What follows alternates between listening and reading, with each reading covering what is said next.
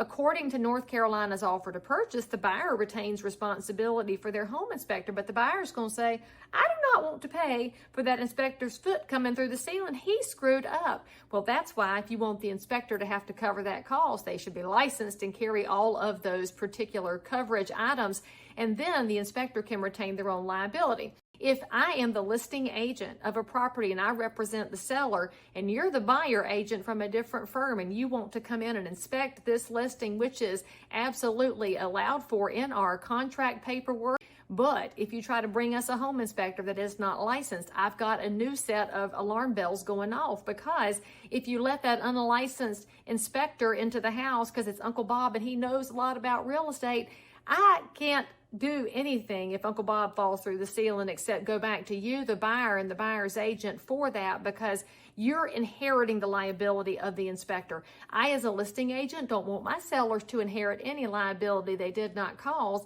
and I don't want to inherit it as listing agent. So what I would suggest is this: if you are a real estate pro, make sure that you pull the inspection information on everybody that you recommend, their license, their insurance, their bond, their workers' comp. Get all of that and keep it in a file, so that as you recommend inspectors to buyers, if they happen to watch Lee Brown's video, you will have it ready to scoot right along to them and give them some peace of mind, knowing that in the event that something goes wrong, because it can, there will be appropriate coverage so the seller doesn't get hurt, the buyer doesn't get hurt, the buyer's agent doesn't get hurt, neither does the listing agent. We've got to all be professionals, but that means you got to tighten it up, friends, and don't get yourself caught unawares.